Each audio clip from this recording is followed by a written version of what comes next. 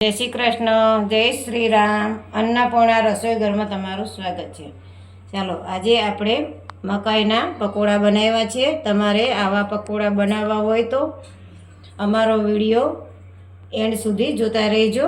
ચાલો, આજે આપણે બનાવીશું મકાઈના પકોડા. એની માટે આપણે 4 નંગ મકાઈ લીધી છે. અત્યારે મકાઈ બહુ સરસ કૂણી કૂણી આવે છે. અને આપણે આમાંથી અડધા કપ જેટલી આખી મકાઈ લઈ લીધી છે. આમાંથી આપણે કાઢી લીધેલા છે દાણા. હવે આપણે આના બીજી 4 મકાઈ આપણે છીણી લેવાની છે. આ રીતે આપણે 4 મકાઈ છીણી લઈશું. ચાલો, આપણે બધી મકાઈ છીણી લીધી છે. હવે આપણે એની માટે પકોડાનો સ્પેશિયલ મસાલો હવે બનાવીશું. તો એની માટે આપણે 1 ચમચી સૂકા ધાણા લઈશું. 1 ચમચી આપણે અજમો લઈશું. 8 થી 10 નંગ આપણે કારા મરી લઈશું.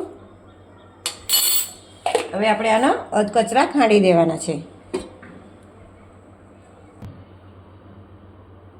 ચાલો, આપણે આ અધકચરું ખાંડી લીધું છે. તો હવે આપણે આમાં મસાલા કરીશું.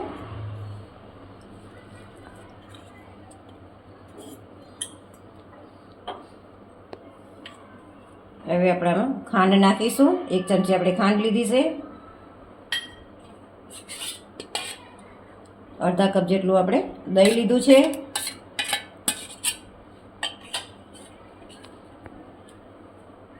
અડધો કપ આપણે ચણાનો લોટ લીધો છે. આમાં તમે ચોખાનો લોટ નાખવો તો પણ નાખી શકો. આપણે થોડાક મકાઈના દાણા કાઢી લીધા હતા, એ નાખીશું.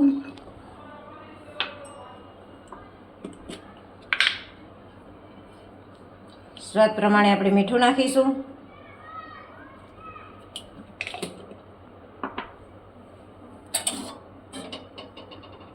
આપણે 2 ડુંગળી ઝીણી સમારીને લીધેલી છે, એ નાખીશું.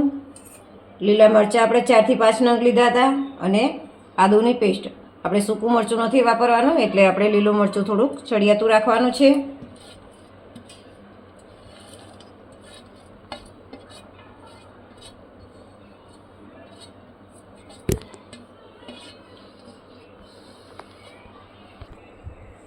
હવે આપણે અડધો કપ કોથમીર નાખીશું.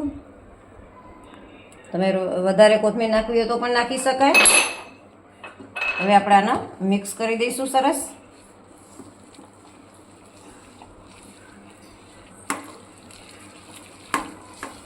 હવે આપણે આને 2 મિનિટ સુધી આ રીતે ફેટવાનું છે. ચાલો, આપણે 2 મિનિટ સુધી આ રીતે ફેટ્યું છે. હવે આપણે આને ઢાંકીને રાખીશું. તમને એમ લાગે કે આ વધારે ઢીલું છે તો તમે ચોખાનો લોટ કે ચણાનો લોટ થોડોક નાખી શકો છો. આપણે અત્યારે આમાં ખાવાના સોડા નથી નાખતા. કદાચ તમારે બહુ ઢીલું એમ લાગે તો તમે ચણાનો લોટ થોડોક વધારો તો તમે 1 પિંચ જેટલો ખાવાના સોડા તમે નાખી શકો છો.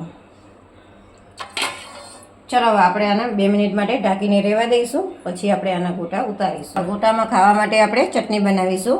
આપણે લીલા મરચાંની ચટણી બનાવવાની છે. એની માટે આપણે આ 8 થી 10 નંગ જેટલા લીલા મરચાં લીધા છે. 1 મુઠ્ઠી જેટલા આપણે સિંગદાણા લીધા છે. સિંગદાણા આપણે કાચા જ લેવાના છે.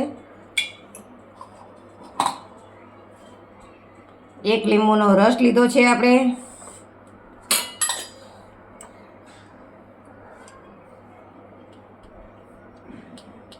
સ્વાદ પ્રમાણે આપણે મીઠું નાખીશું.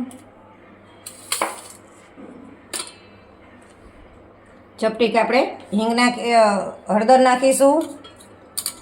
અને ચપટીક આપણે હિંગ નાખીશું. હવે આપણે આના પીસી લેવાનું છે. આમાં આપણે પાણી નથી નાખવાનું અત્યારે.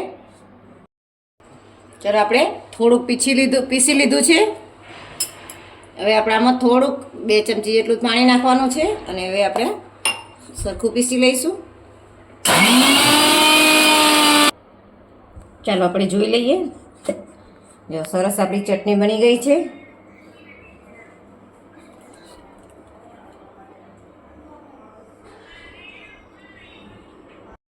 ચાલો, આપણે આ 10 મિનિટ જેવું થઈ ગયું છે બનાવ્યું. હવે આપણે આમચૂર પાવડર બાકી છે નાખવાનો, તે નાખી દઈશું. આપણે 1 ચમચી આમચૂર પાવડર નાખીશું.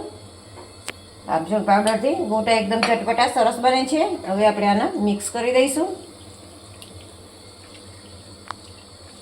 આમાં આપણે પાણીની બિલકુલ જરૂર નથી પડતી. ચાલ આપણું તેલ ગરમ થઈ ગયું છે અને આપણે ગેસ મીડિયમ કરી દીધો છે, કારણ કે આમાં આપણે ફાસ્ટ ગેસ નથી રાખવાનો, નહીંતર ઉપરથી કડક થઈ જશે અને અંદરથી કાચા રહેશે. તો આપણે આ રીતે તળી લઈશું બધા.